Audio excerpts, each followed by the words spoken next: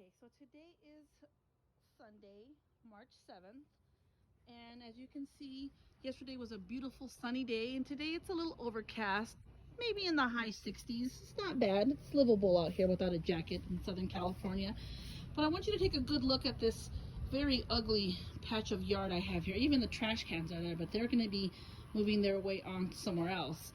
So I have decided to challenge myself to clean up this whole yard here, this whole area, and I'm going to do some heirloom tomatoes in here. So what I'll probably do is I'll end up putting some cinder blocks around here, kind of to make it like a box, so about like this, like coming down from where the green trash can is to all the way to the wall. And then I'll amend the soil. I have lots of rocks in here, as you can see.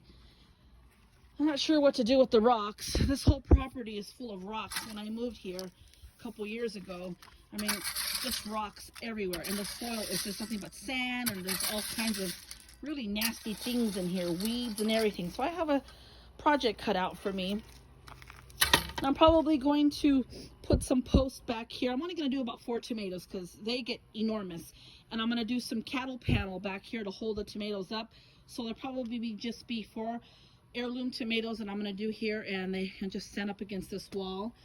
And that's going to be one of my projects I have here. And then this area here, excuse my yard, it's a huge mess. This area here, I'm going to get rid of all these tomato cages because they do absolutely nothing to hold the tomatoes up. The tomatoes collapsed last year with them. I've learned that that does not work. This is my little duck pen, but the ducks are actually inside the house right now. I'm going to have some more boxes put here, one here and one here, and then when these trash cans are going to move out to the other side of the wall, I'm going to have some boxes that are going to be planter boxes, but with trellises. So I'm going to do some cucumbers here.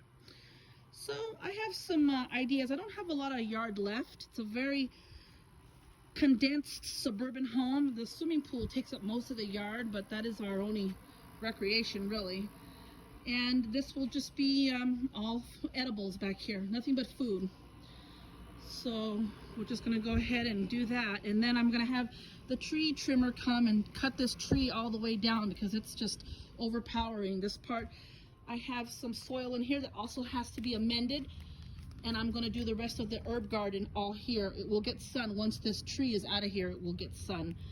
So this is my herb garden from last year, and it just grew enormous, so I need more space. So I'm learning how to, from the year before that I didn't have enough space and I didn't plant things right, how to do it better this year.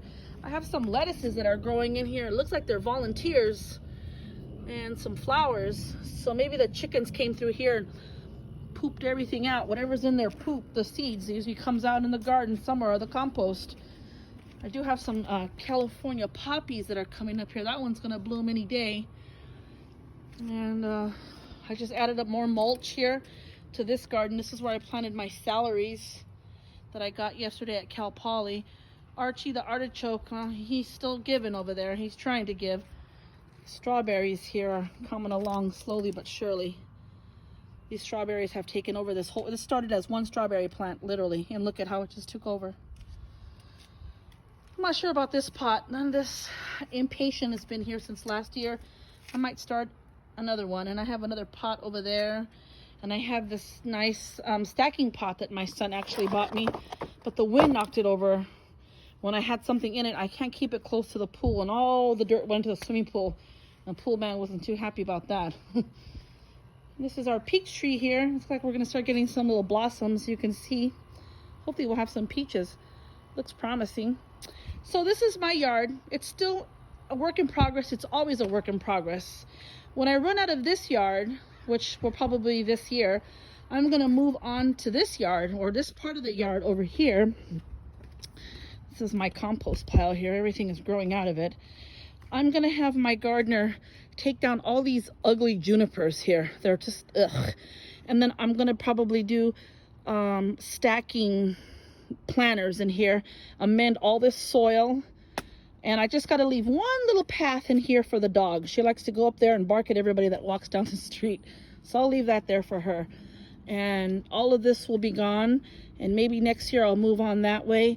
And just maybe eventually all of these junipers will be gone, but gradually.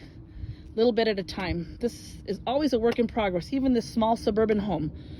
So look around your yard and see where you can take things out and put things in, and how you can improve things, but make it beneficial. Make it something that you can put on your table, or something that you can use to heal something in your body, and see how that works out. That's what I'm trying to do.